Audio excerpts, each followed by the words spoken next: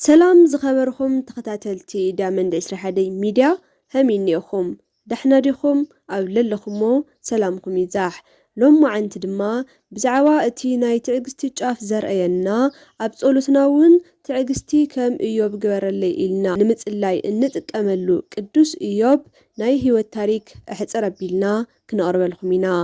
ሓድሽቲ ልኹንኩም ሰብስክራይብ ነባራት ልኹንኩም ድማ ቪድዮና ላይክ ብምግባር ከም ትጅምርዎ ይኣምን እየ። ሕዚ ብቐጥታ ላብ ታሪክና ኩስ ኣብ ዝተባህለ ዓዲ ኢዮብ ዝስሙ ሓደ ሰብ ነበረ። ኢዮብ ፍጹምን ቅኑዕን እግዚአብሔር ኣምላኹ ዝፈርሕን ሰላማዊ ሰብ እዩ ነይሩ። 7 ኣወዳትን 3 ኣጓላትን ቆልዑ እውን ተወሊዶምሉ ነበሩ።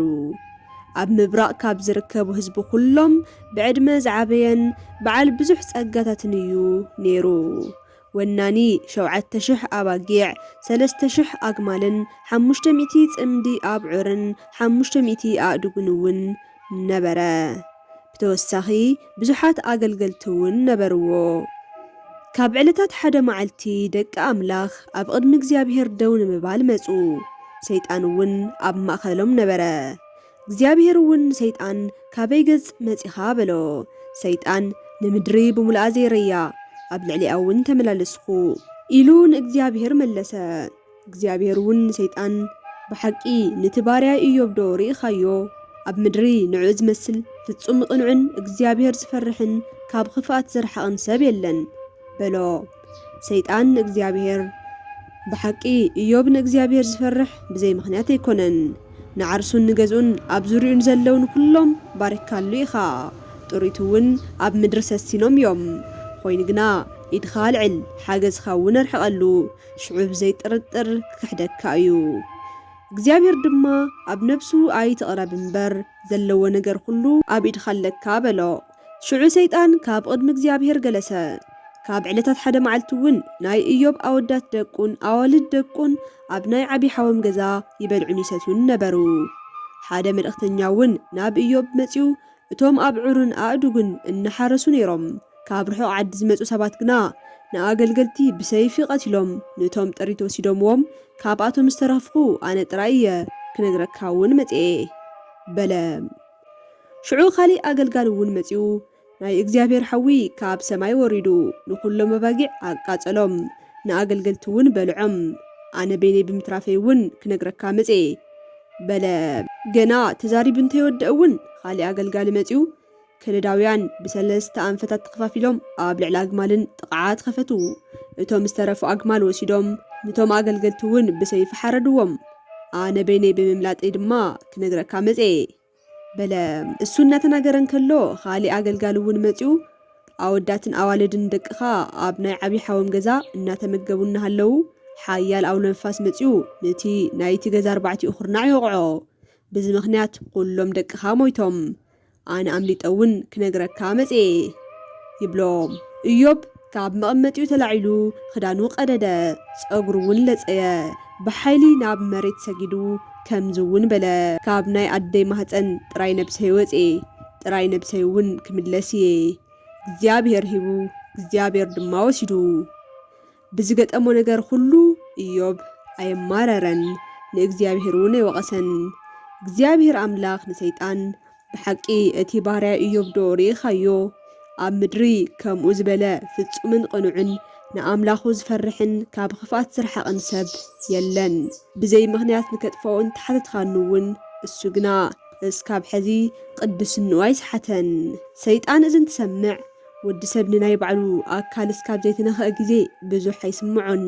ብሓቂ ሕዚ ካብ ስጉኡን ዓጽሙን ናይ ምሕረት ኢድኻ ልዕል፣ ሽዑ ብግልፂ እንትክሕደካ ትርኢ ኢኻ በሎ። እግዚአብሔር ህይወቱ ኣይትውሰደሉ እምበር ኩሉ ኣብ ኢድኻ ኣሎ በሎ። ሰይጣን ካብ ቅድሚ እግዚአብሔር ለገሰ። ንኢዮብ እውን ካብ ጽፍሪ እግሩ እስካብ ጸጉሪ ርእሱ ብከቢድ ቁስሊ ለበጦ፣ ኣብ ሓመድ እውን ኣቐመጦ። ሰበይቱ መጽያ እስካብ ኸዝስ ልብኻ ኣብ እግዚአብሔር ዶ ጸንዐ? ንእግዚአብሔር ክሒድኻ ሙት በለቶ። ኢዮብ ቀጺሉ እስኺ ከም ሰነፋት ኣዋልድ ከም ሓንቲ ተዛሪብኺ፣ ሕዚ ብዘጋጠመ ሕማቕ ነገር እቲ ዝተገበረልና ጽቡቕ ክንርስዖ ዶ ይገብር እዩ በላ። ኢዮብ እስካብ ሕዚ ብከንፈሩ ሕማቕ ይገበረን።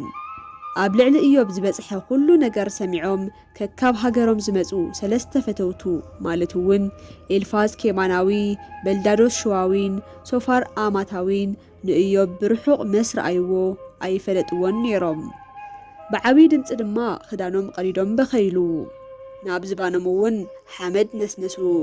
ንተኸታታሊ 7 መዓልትታት እውን ምስኡ ኣብ መሬት ተቐመጡ። ሕማሙ ከም ዝበርትዐ እናረኣዩ እውን ክናገርዎ ይኽኣሉን። ብድሕሪኡ ኢዮብ ከንፈሩ አንቀሳቒሱ ዝተወለደላ ዕለት ረገማ ወሲኹ እውን ኣብ ጸልማት ንዘለዉ ብርሃን ስለምንታይ ተዋሂብዎም በለ። እቲ ኬማናዊ ኤልፋዝ ተቐቢሉ ንጹህ እናሃለወ ዝጠፍአ ቅኑዕ ልቢ እናሃለወ ዝተጎድአ መን እዩ? ኣባኻ ዝበጽሐ ዕንወት ዘጋጥሞ ሰብ ብሓጢኣት ዝበስበሰ ሰብ ጥራሕ እዩ ብምባል ዝበጽሖ ነገር ኩሉ ብሓጢኣት ሰንኪ ምዃኑ ይናገር። በልዳዶስን ሶፋርስን እውን በብሓደ እናወፁ ብሕቡእ ዝሰርሑ ሓጢኣት እንተሎ እናሓትቱ ወቐሳ ኣብዝሕሉ። ኢዮብ እውን ከም ዝበሎም እስኻቶም እናዳኸምኹም ተጽናዕንዑ፣ እስካብ መዓዝ ኢኹም ብቃላትኩም ትቐትሉኒ? ኣነ ግና እቲ ዘድሕነኒ ህያው ከም ዝኾነ ኣብ መወዳእታ ዘመን ናብ ምድሪ ከም ዝመጽእን ነፍሰይ ምስ ተፈለየት እውን ምስ እትሪኦ ብእግዚአብሔር ይኣምን እየ ብምባል ኣብ እግዚአብሔር ዘለዎ እምነት ኣመስከረ። ኮይኑ ግና ኢዮብ ከምኡ እናሃለወ እግዚአብሔር ዘለዎ ቦታ ከም ፈለጥኹ ናብ ዝተቐመጠሉ ስፍራ ከይደውን ኣብ ኣፈይ ዘዳለኽዎ ምጉት ተዝሰምዐኒ ናይ ዝኹሉ ምኽንያት ተበዳሊ መጺኡ ገበነይ ተዝነግረኒ ኢሉ ተመነየ። 3 ፈተውቱ እውን መልሲ ሲኢኖም ሱቕ በሉ። ኢሉ ዝተባሃለ ሓደ መንእሰይ ናይ ኢዮብ ፈተና ልዕሊ እዚ ተዝበዝሕ ምኽንያቱ ኢዮብ ኣብ ልዕሊ ፈጣሪ ቃላት ተብዚሑ እዩ እሞ በለ። ድሕረዚ እግዚአብሔር ንኢዮብ ብኣውሎ ንፋስ ገይሩ ከም ዝበሎ መን እዩ ብዘይፍልጠት ዝንገሮ ዝኣምን? ከም ሰብ ተዓጠቕ ንዝሓተካ እውን መልሰለይ። ንምድሪ ኣብ ዝመስረት ኩሉ እዋን እስኻ በበይ ነርካ? ተስተውዕል እንተደኣ ኮንካ መልሰለይ። ናይ ምድሪ ኩርናዓት ዝርኢ ገበነኛታት ዝናወፅሉ ብሓቂ ካብ ትውልድኻ ጀሚርካስ ሰማይ ንክጸሪ ዶ ኣዚዝኻ? ናይ ቤትኻ ኣንፈት ንክትፈልጥስ ጎቦታት ዶ ኣናጊርካ? መልሰለይ። ናይ ብርሃን መንበሪ ኣበይ እዩ? ጸልማት ዝርገበሉ መንገድስ በየናይ እዩ? ብሓቂ ንዝናብ ወናኒ ዘለዎ ንናይ ሰማይ ነጎድጓድኸ ኣብ ዘለኹ ንክብለካ ክትልእኾ ዶም ትኽእል? ኣብ ውሽጡ ንጥበብ ዘንበረ ንልቢ ወዲ ሰብ ምስትውዓል ዝዓደለኸ መን እዩ?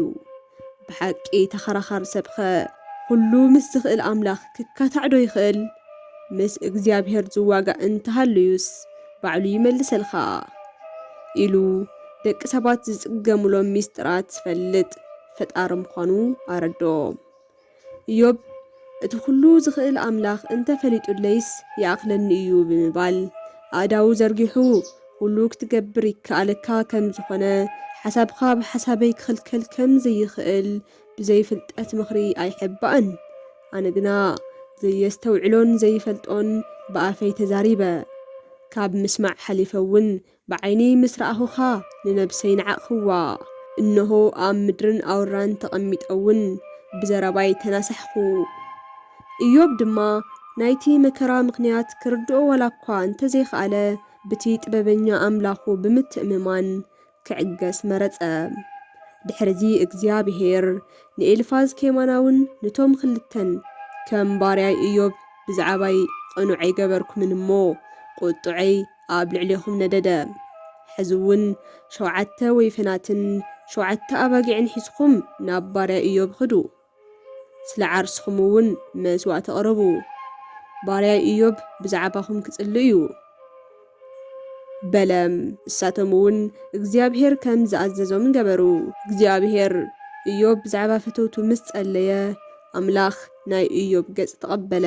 ቅድሚ ሕዚ ካብ ዝነበሮ ተዓጻጻፉ እውን ገበረሉ። ቀደም ዝፈልጥዎ ዝነበሩ ኩሎም እውን ናብኡ መጹ። ናይ ወርቂ ሳናቲም እውን ኣበርከትሉ። እግዚአብሔር ንኢዮብ ካብ ቀዳማይ ህይወቱ እቲ ዳሕራይ ህይወቱ ኣብዚሑ ባረኸሉ። 14,000 ኣባጊዕ 6,000 ኣግማል 1,000 ጽምዲ ኣውዑር 1,000 ኣእዱግን ገበረሉ። ብተወሳኺ እውን 7 ኣወዳት ቆልዑን 3 ኣጓላት ቆልዑን ተወለዱሉ። ኣብቲ ዓዲ እውን ከም ደቂ ኢዮብ ዝበላ ቆናጁ ቆልዑ ኣይተረኸባን። ድሕሪዚ እውን ኢዮብ 140 ዓመታት ኣብ ምድሪ ነበረ። ደቁን ደቁን እስካብ 4 ትውልዲ ምስ ረኣየ እውን ኢዮብ ዕድመ ፀጊቡን ሸምጊሉን ሞተ። ዝኸበርኩም ተኸታተልቲ ናሎማዓንቲ ፕሮግራምና እዚኣ ትመስል ነይራ። ከም ዝፈትኹማን ቁም ነገር ከም ዝሓዝኩምላን ተስፋ ይገብር። ኣብ ቀጻሊ ብኻሊእ መምሃሪ ፕሮግራም እስካብ ንራኸብ ሰላም።